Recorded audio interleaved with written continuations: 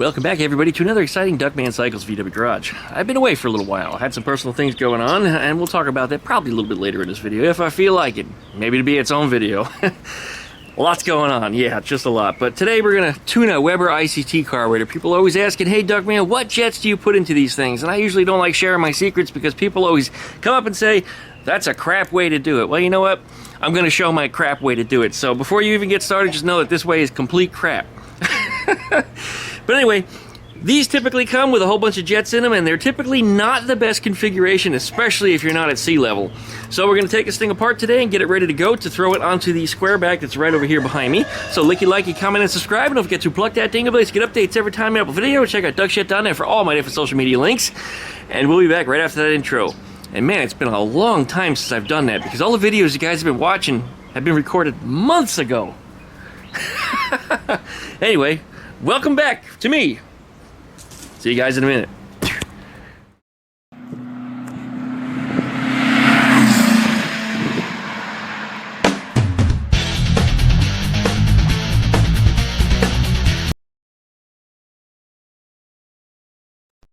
Alright everybody, we're back. These ICT carburetors are great. If you're running a small Volkswagen engine, less than 1776, like a 1600, even a 1500, these will really do the job. And of course, two of them with a good linkage. CB Performance sells a really, really good linkage. Try to stick with the Weber branded ones and stay away from the Chinese ones. These are actually replacing some Chinese ones because the China ones don't want to stay in tune. And it's not just balancing between the two, but rather one day they run rich, one day they run lean. It doesn't make any sense whatsoever.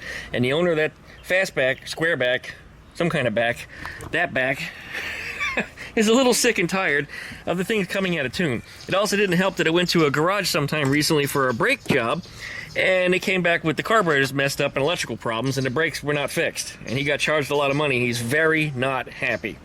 So we're going to take care of him for this one. Anyway, the carburetors typically come with the wrong size jets inside of them. Now, this one I already have it set up for the CB Performance linkage. It's already on there. But we're going to start with the idle jet, which is found on the side here. And this is usually, I think, a 52. And that's the way they come out of the box. Now, these things will typically, as I said, run really, really rich. And today we're actually going to put bigger jets in it to stop it from being so rich. Does that make sense to you? Probably not. But we're going to show why that actually is going to make a difference as far as what we're doing.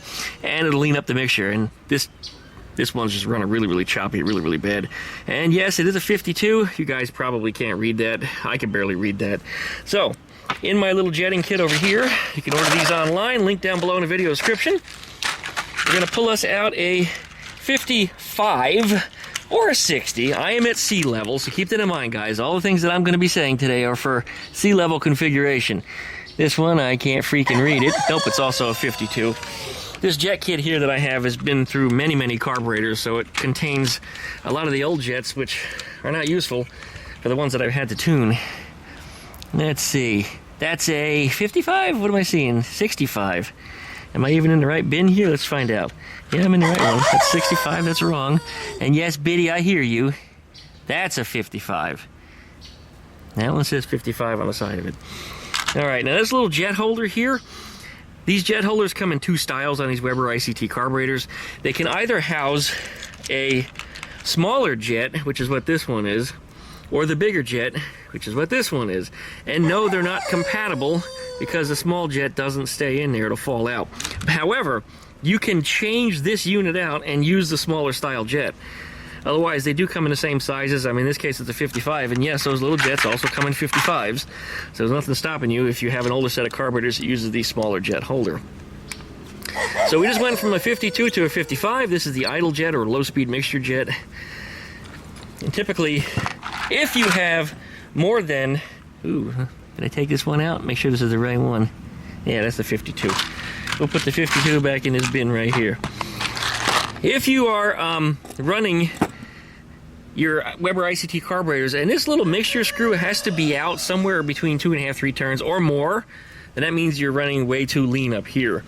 And when he was running these, the China ones in particular, it had to be out about 4 screws to get it to run right, and that's not enough, just not enough. And China carbs also had same jets, 52. So we're gonna go bigger on this, and we're gonna pull out our main jet and our air correction jet, which will be inside of here. And normally these have 4 screws holding them on. In this case, it's only 1. And the reason for that is because this has a special air cleaner that takes 3 extra long screws that holds this all together.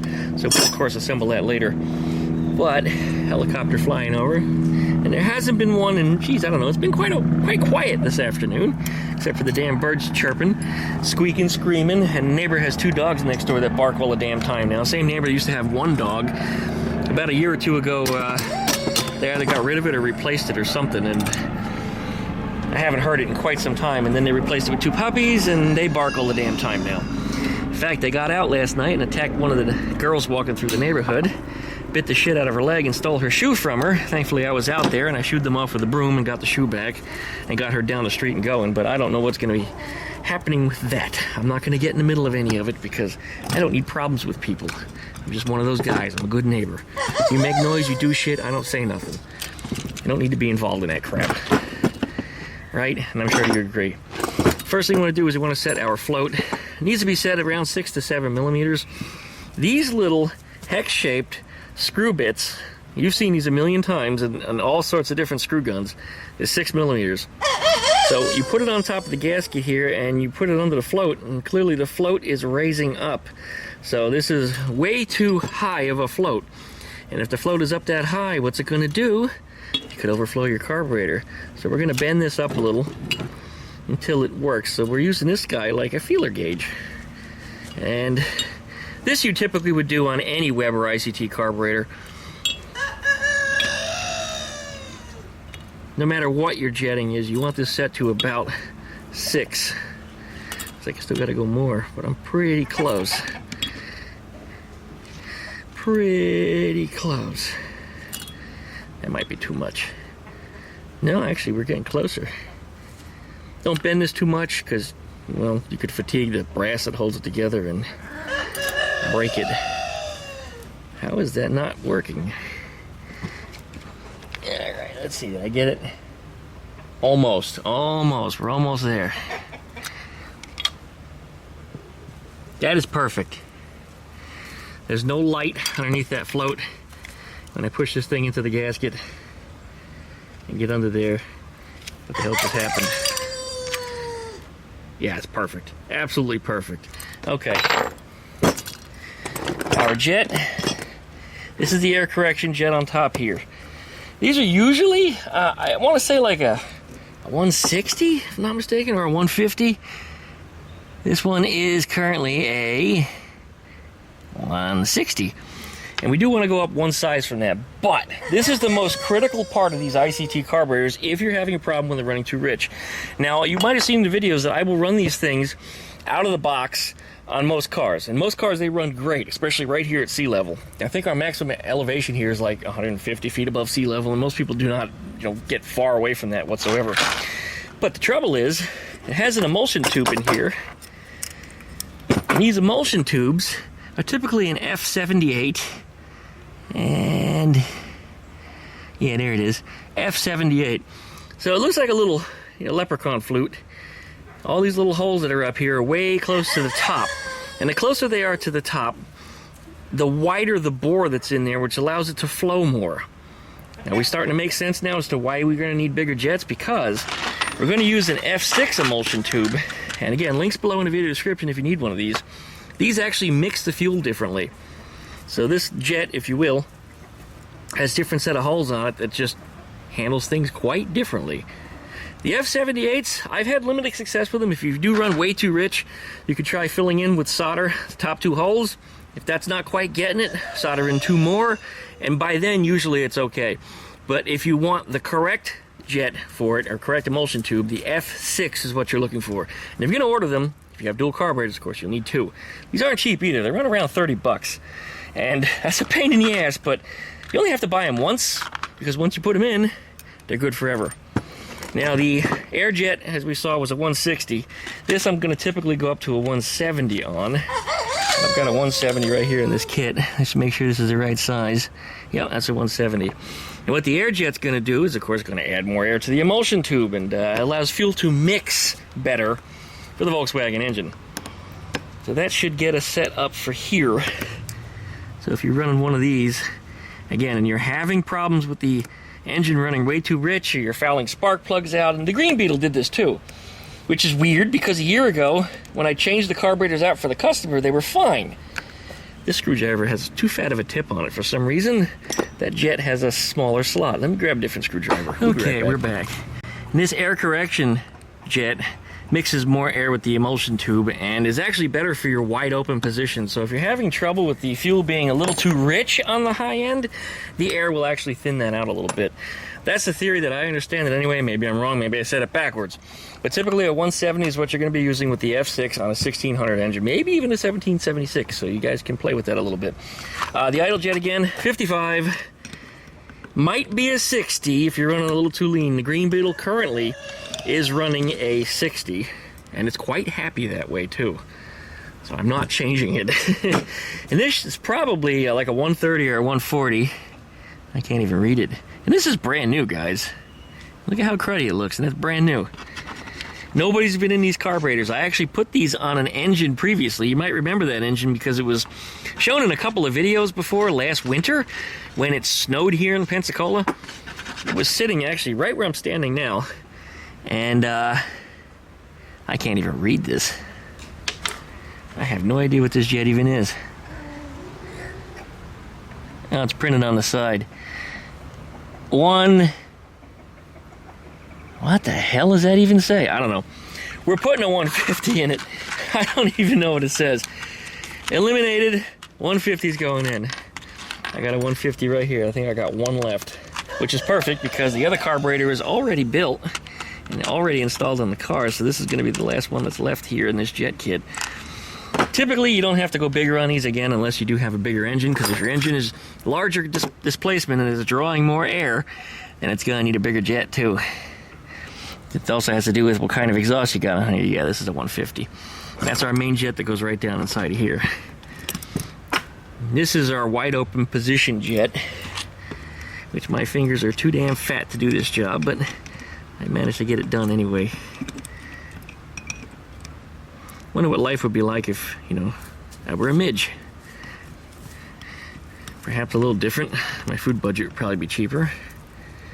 And I'd be a jolly little elf, bouncing all over the place, making $1 million. Telling everybody I'm one of Santa's helpers, right? That's the way you do it. To cash in on what you are. Okay. Just picking things up over here. These are all F78s that I've pulled out of other carburetors over the last few years for people that had troubles. One of the set is actually from my own Green Beetle, which had the same problems, which made no sense. I still don't get it.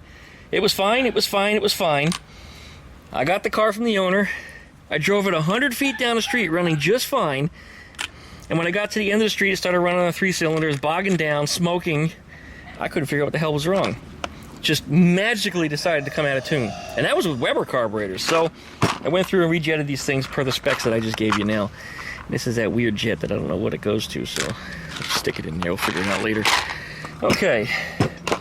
We do not need to change out the acceleration pump jet, nor do we need to change out the, and they call it a jet, the float jet. These can come in different sizes. If you're having problems with fuel pressure, you can actually adapt to a smaller one. But typically with these, I recommend an electronic fuel pump, the same old Carter one that you see me install a million times in other videos. There'll be a link down below in the video description for that too, if you guys are interested in one. Where was I? Oh yeah, we gotta put this screw back in here. Looks like it's gonna go in this hole, just like this. And I'm only gonna put in this one screw and stop. And the reason for that is because I won't be able to bolt the carburetor in if the air cleaner base is already on it. Because this is a Type 3, well even on a Type 1, you can't do it. And if this is on here, you can't reach the bolts. There's just no clearance. I mean, you might be able to get to this one, but that one, forget it. Out of the question. No, there's no way. So we'll put this back together. Put our return spring back on there. If you're having problems with these carburetors returning back to idle, by the way, the trick to fix that, this is a really good tip, guys, and I have not found this documented anywhere on the internet. But if you're having problems with the carburetors getting stuck open just a little bit and they don't snap back, they give you that nice healthy click, you know, that snap, what you need to do is loosen up these butterfly screws, okay? And then pull this thing back and snap it just like that. That butterfly will seat itself in the correct position inside of there and check to make sure that it did return to the idle position, and then tighten these screws down. It also helps to use some kind of a red Loctite or something, because if these screws come out and go down in your motor, you're going to have a very bad day. So just a little heads up on that. So good words of advice here, because like I said, I haven't seen that trouble anywhere else described on the internet as being a solution. But yeah, once you tighten these things on here with this CB Performance linkage, sometimes it pulls the butterfly over and it rubs on the inside of the body. Okay, this is ready to install. Let me show you the engine. All right, this is the square back in question. I don't remember what year it is. I believe it's a early 70s model. We'll cover that later in the video, I'm sure. There's the intake manifold that we're going to be mounting that carburetor on. We've already got the balance tube set over to the other carburetor. Other carburetor's already here. Has exactly the same configuration on the jetting.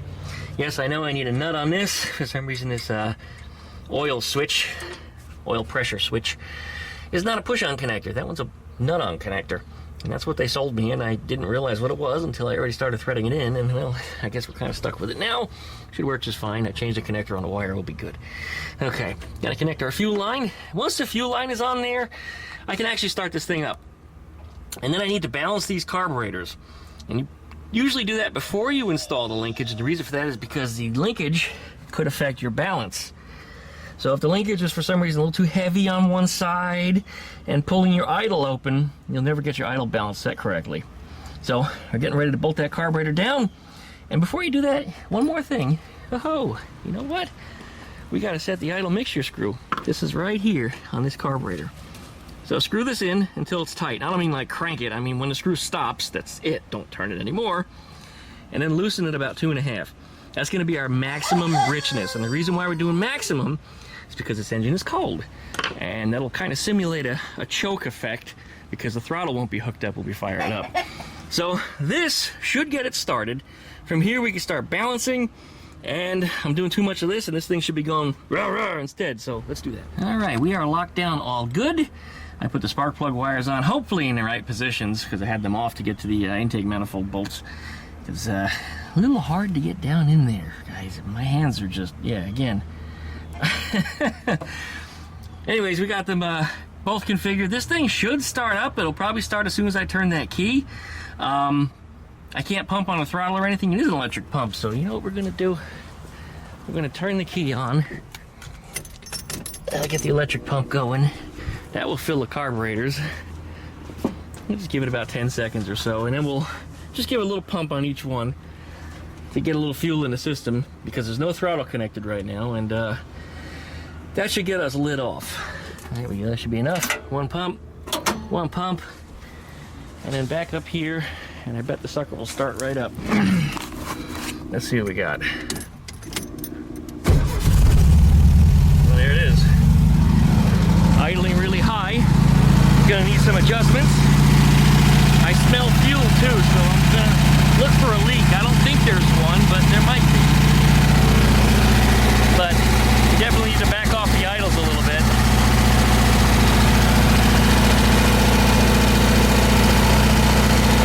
Of course, I can't turn this screw on that one, it's too tight. I gotta get in there with a tool, that means I gotta put the camera down, and then we'll use the old snail to get these things balanced. And balancing probably should be its own video. There's a lot of back and forth that goes into that. So I don't think we're going to address that today, but it is running. So good start. Let me make a few tweaks on this, and let's see where we get it. All right, after some adjustments, it's actually idling reasonably well. But I'm having a problem with that throttle plate sticking on this carburetor. And that was the problem I described earlier, when that little butterfly is a little bit off center on that shaft. And let me show you what's going on. If I pull up on this, not only did it change the idle speed, but now I can't get it to break free without knocking on it. Woo! Backfire. We're going to pull that carburetor off and fix that plate, and then we'll put this thing back together. That'll probably solve that problem. And hopefully we don't have the same issue on the other side, but I got them reasonably balanced, but the carburetor on that side is hanging up on that plate. So I'm going to have to do it over again anyway, because that's going to affect my measurements. So yank it. This is exactly what I was talking about before, where these throttle will stick. You know what I mean? It won't move. Gotta break it free. So what's happening is that butterfly gets hung up in here. So what we do is we loosen these, and then take your throttle, open it up, and let it snap back, just like that. Make sure it's in the closed position. Got my thumb on that auto screw holding it there. And then snug these screws back up. Again, make sure these are tight. These are actually peened. The threads on them were a little bit peened, so that way they bite when they're in there and they don't want to come out. Kind of like a lock nut, if you will. Wouldn't hurt to put a little Loctite on it either. There you go. Now it returns to idle, no longer sticking.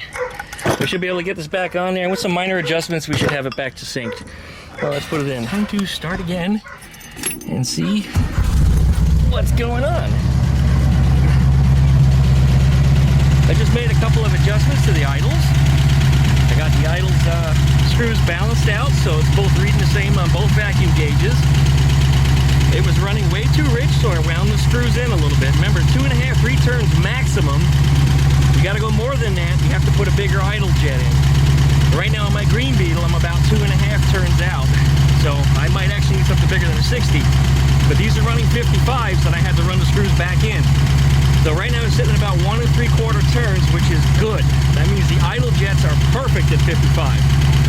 So we're gonna leave those alone.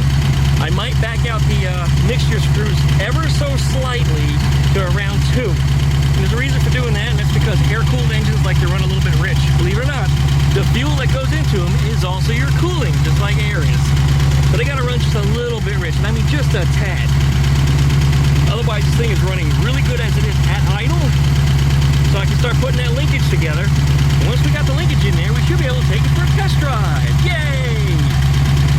Actually, I'm really happy. This is working out really, really good.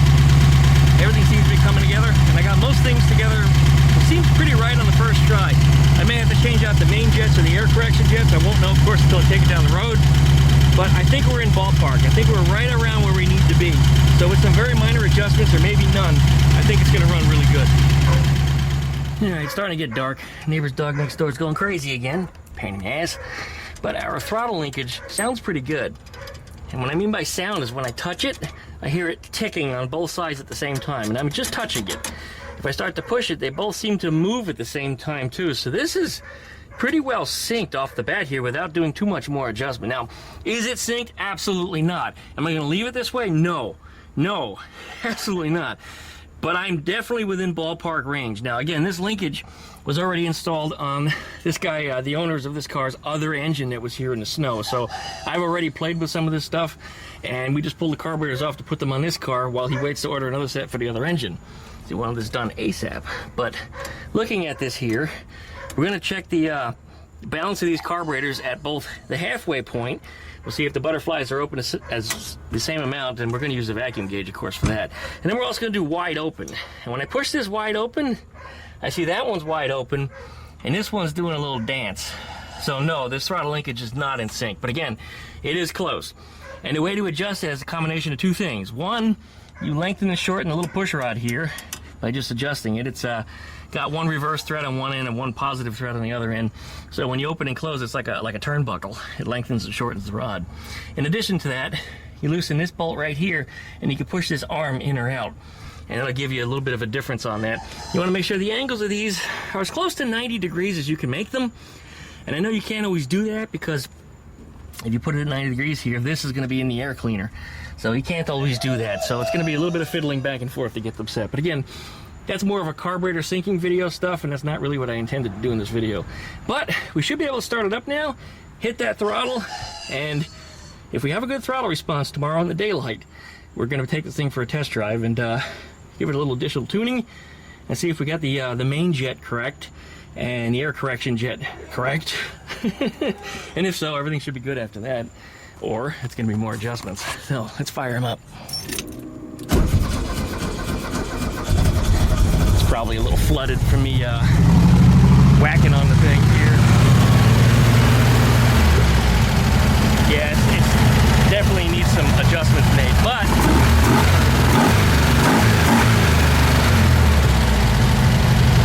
that's good to start off with. We're definitely in a great spot, so see you guys in the morning.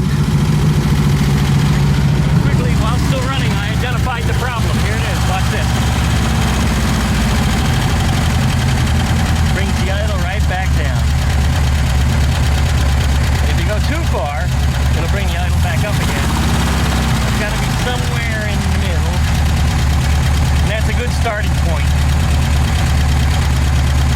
So I just shortened this rod a bit. And that actually may have solved my full throttle position too. And I feel a mosquito on my leg. Damn it.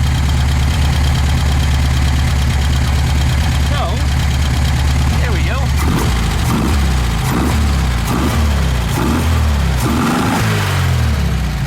That sounds good. And no smoke. This thing was billowing black smoke before. Not anymore. The exhaust has virtually no smell. So, massive improvement over where we started. Absolutely yes. Okay. Well, you know what? I said it before, I'll say it again. See you guys in the morning. What's up, folks? I don't even remember where I left off. We were doing the carburetors on the square bag. Some things have come in since. The blue Super Beetle over here, we'll talk about that in a few minutes. And I brought the square bag out to over here so I can finish working on it, because this is going to be the first one to leave. So, I did drive it just a little bit. Just pretty much got it out and down the driveway so the other car could get in there. But there is our carburetors. It did fire up nice and easily this morning when it was cold. And throttle response seems pretty good. I just need to give it a once over, make sure everything's bolted correctly. And if stuff is fitted together properly, and it seems to be, I already finished balancing the carburetors too after I finished installing the linkage the other night, didn't I? Yeah, because this video wasn't about balancing carbs. No, this one was just about jetting and tuning. So, yeah, I guess we're ready for a test drive at this point. I'm going to pick up some of the tools and stuff that's back here, because it don't need to be back here, although it's good to keep a handful of tools when you're going for a ride. I still need to put a nut on the oil pressure switch light. Well, it's not the light, but the proper switch sender itself. And that's a fire extinguisher. I did not realize that. For some reason, I thought that was like a bottle of rum or something. All right, well, I guess we'll just pick up out here, clean things up, and let's get ready for a drive. I think that's where we're at. And there's a few other things I need to look at on this car too. I think the fuel gauge also was something that broke when it went to the guys that were supposed to work on the brakes that didn't. So I need to figure that out too. In fact, let's just verify. I think it's got gas in it, but I don't think the gauge moves. No, nothing. In fact, it went the wrong way. Did you see that? It went down. That's interesting.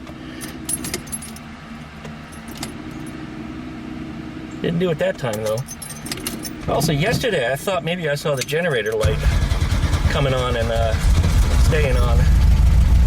No, that appears to be fine also. I don't know what was up with that, but looks like it's fine too. I do want to get under the hood though. Let's have a look at, that's not the hood, this hood release is here. Let's have a look at that fuel sender real quick and just make sure it's not unplugged under here or dirty or something, you know, because that's the kind of thing that would, ow, man. Well, it is on there. Sometimes these don't ground very well, though. You have to run a ground wire from here to one of your screws. And I love the copper-headed screws on here. That's something that I was going to do on Miss Eleanor. I've never seen anybody else do before. And now someone else has got them. Anyway, there's a different screw on this, too. I don't know what was going on. But the guy says the previous owner that had this thing was an idiot. And I kind of believe him, just going around this, what I discover. So, yeah, I'm going to run a quick round from there to one of these screws, just see if that makes any difference. This ground, I ran that one to here. It's going to the relay, to the horns that are under there, because those are all custom. Did he do something to relocate them? Yeah, I think he did, because I think they were here before. They were. There's a screw hole he had made. Relocated them so he could fit a spare tire. All right. Brake fluid's looking mighty dark. No, it's just overspray on the reservoir. Never mind. All right, we'll be back in a minute. Well, again, this video is not really about this, but I replaced the float. Here it is. It was getting stuck. There it goes, stuck.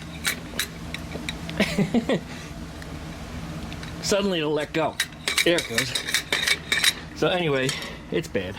I put the brand new one in there. It's a BBT, big boobs and titties. And when we turn the key, we're gonna have a working fuel gauge. It says about a quarter tank.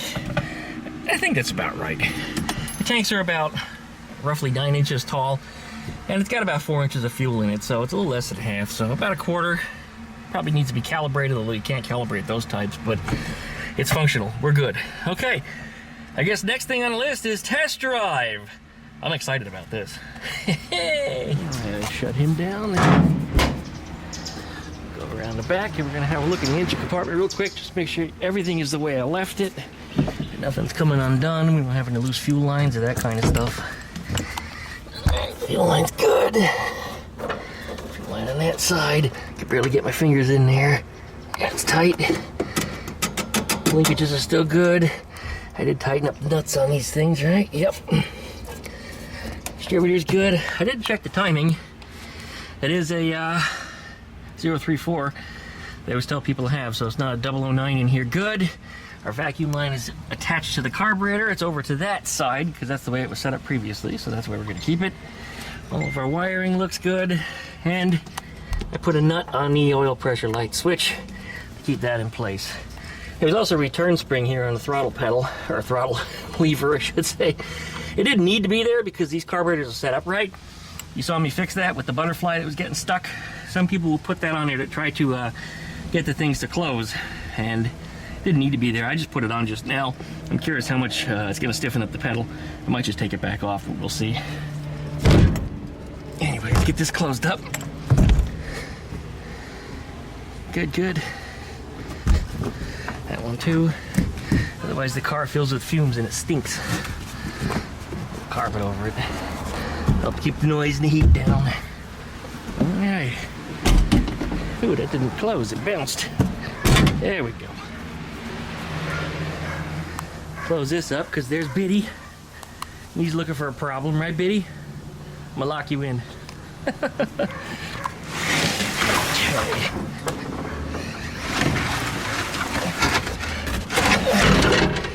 That silly little rooster will be 4 years old in November. That's my first Roo boy. And Biddy's birthday was, or Cheeky's birthday rather, was yesterday. Yeah. I forgot to take her out for a cheeseburger, so I got her one today. Alright, here we go. Everything should start up. You got a big screen in the middle like a Tesla. I'm not fond of that myself, but I wouldn't do that on my own car. Fuel gauge is working. Ooh, that stiffened up the pedal a lot. Yeah, I'm probably gonna have to take that off. But, here we go.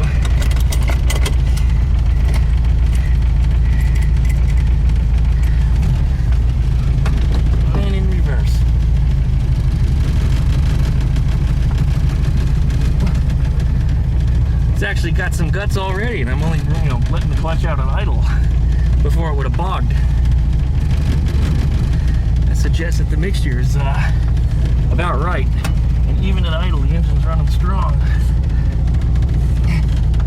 Okay. Hope this thing doesn't scrape when I back out here. It's kind of a steep spot going. Oh, barely.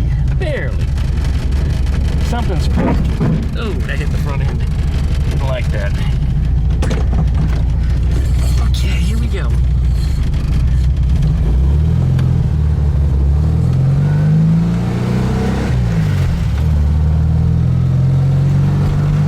Engine's still a little cold, but it's making even power, not like it did before.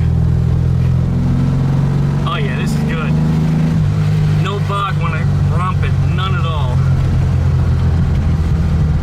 None at all. This thing's low, we gotta be careful over the speed bumps.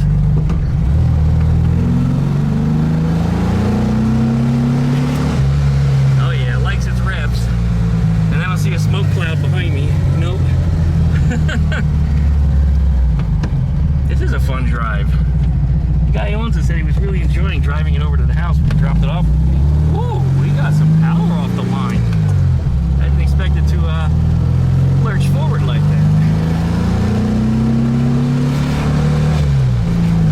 I mean, it's a 1600 Volkswagen, it's no speed demon, but it's not bogging, it's not choppy, it's not spitting, not popping, none of that. None of that. I think we did pretty good on the jetting, probably here on the first try. Like I said, that's pretty consistently the setup that I use, unless the engine needs a little bit more fuel because it has a more free-flowing exhaust or it's of a larger displacement. And I think that's what the Green Beetle is. I don't know if it's got a cheater cam in it. or if it's truly a 1776. If it's a 1776, I really need to put some 40 carburetors on there and go a little bigger. But I needed bigger jets in that one. This one needed smaller. And those 55s that I put in the idles may not have even been necessary. We might have been able to get away with 52s. Maybe. Those mixture screws that we adjusted are really what tells you whether or not those jets are too big or too small. Again, 2.5 to 3 turns. If you're somewhere in that range, your jets are too small. You need to get a bigger jet.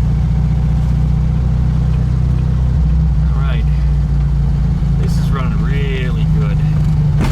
I haven't even taken it out on the highway, but I can tell this thing's going to be just fine. Yeah, look at that. I lugged it in a high gear and it's ready to go. It's happy. Yeah, the owner is going to be real happy when I tell him.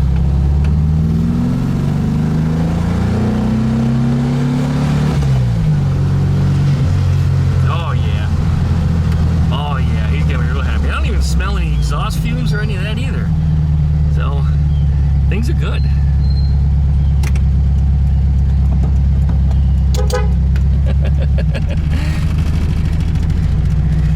Everybody loves driving an old Volkswagen. Everybody wants to be your friend. Alright, here comes traffic. I hate looking that way because the railroad tracks tend to obscure smaller vehicles.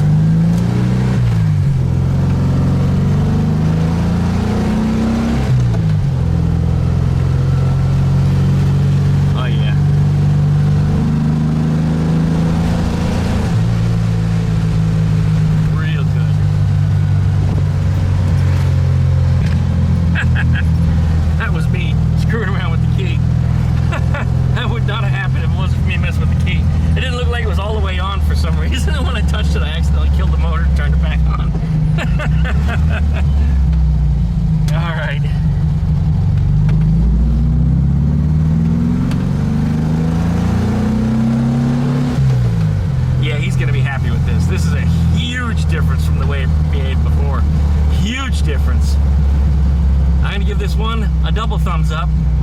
Seeing as how I only have one hand available, we're going to have to do just one for the time being.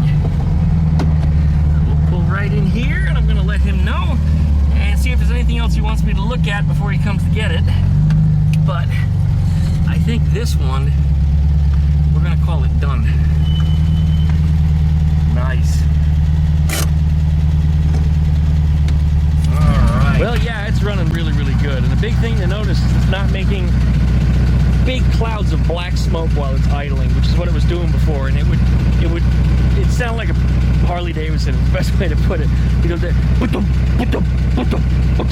it was having trouble because it was running so damn rich. Now it's good. Not even a hiccup, nothing. Runs super smooth. It's perfect. And I sure hope he doesn't let anybody mess with these carburetors ever again. The only thing you should ever need ever again is a cleaning and balancing, and that's down the road a couple years from now, as long as he puts good fuel in it and doesn't let it sit for too long.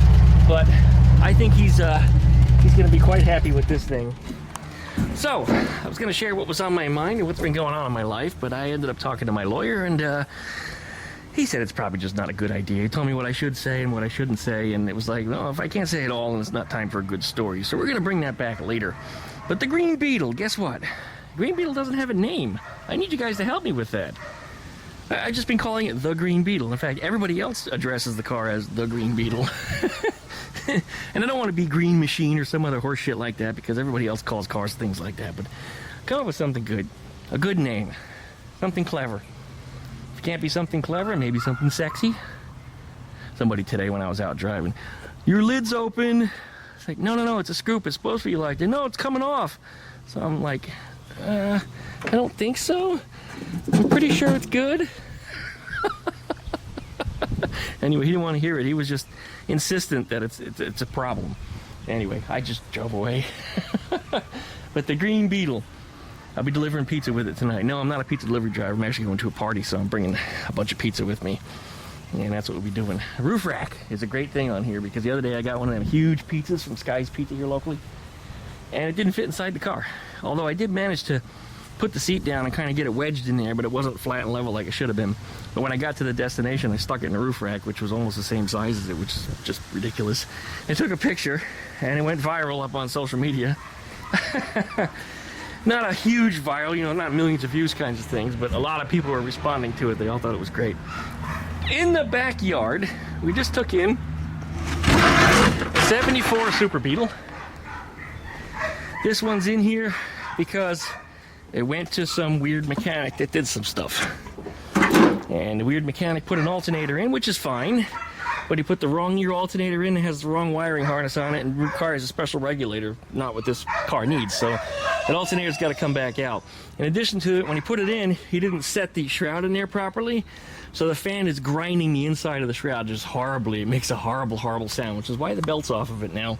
That was the only way I could get it up into the yard, well, the easiest way to get up into the yard. And as you notice, one of the spark plug wires is off. It was actually running on only 3 cylinders, and I discovered that when it got dropped off. So not only was it making horrible, horrible noises, but definitely wasn't running the way it was supposed to. So I got to go through that stuff, and while I was talking to her on the phone, because she wasn't present when it got dropped off, she had her friends do it, I was leaning on the seat, and it did that. So while she was talking to me, she goes, about the front seat. I was like, yeah, it comes out, doesn't it? She goes, how'd you know?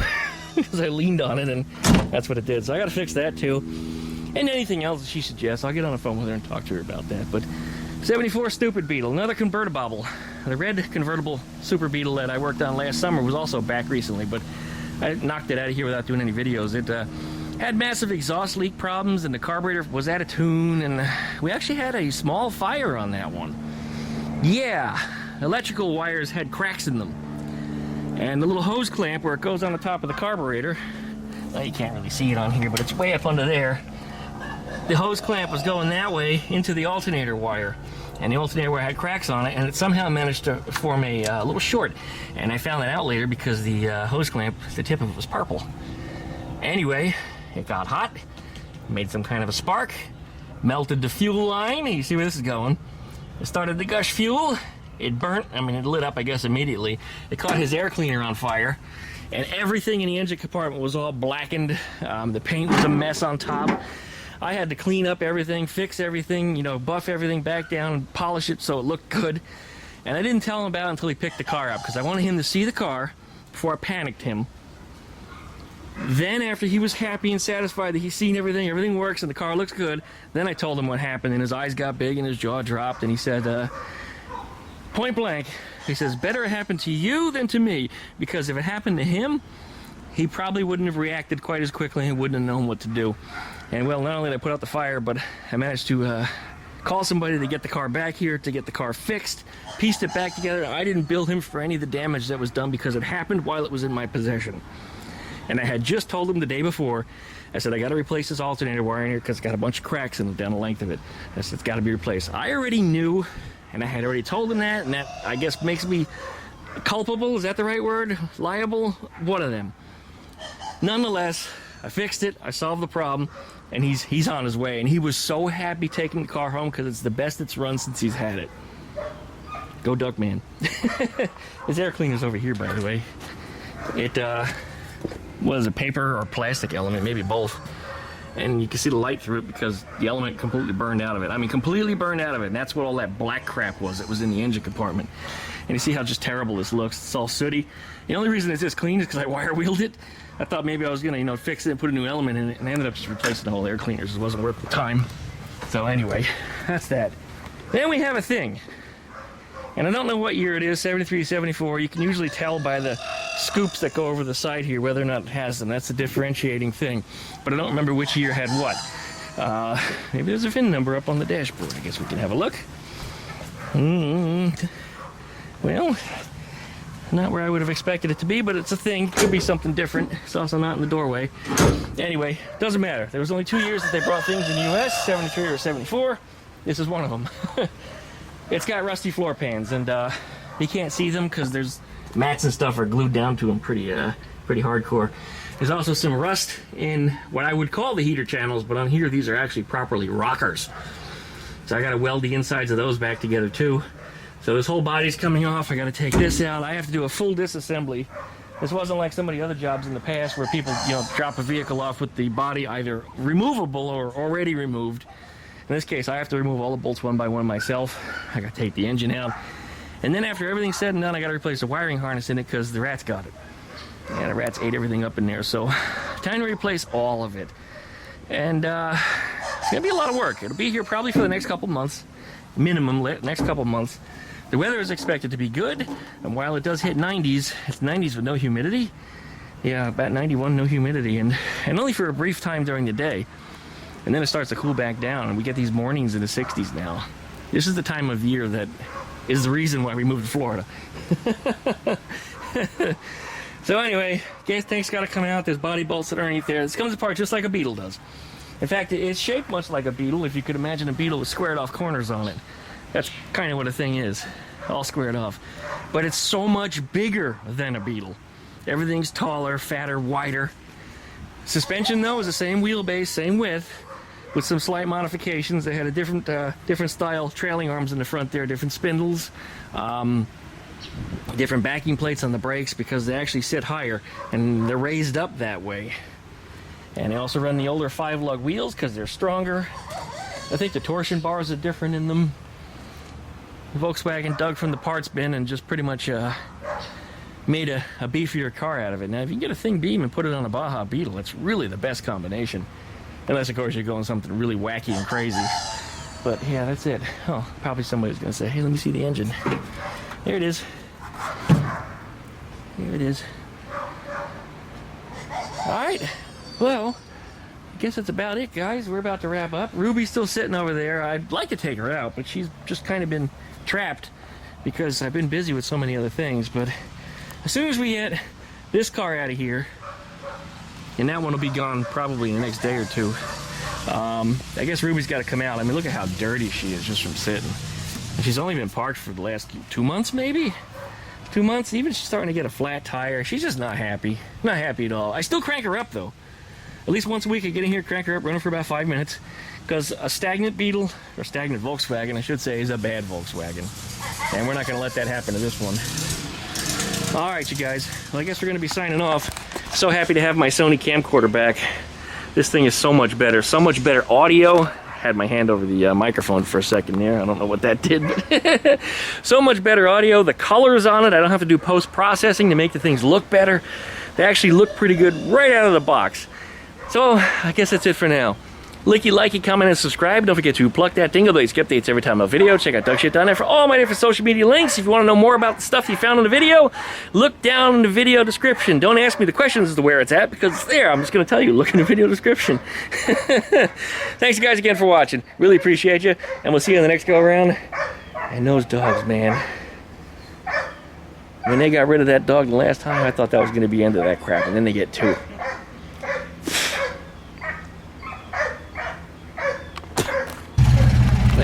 That's one of the best tunes that left here. This thing runs and drives so good. So good. This is his first time getting in it, and I told him, you know, it's going to exceed your expectations. This one responded very, very well to the setup. Here he goes.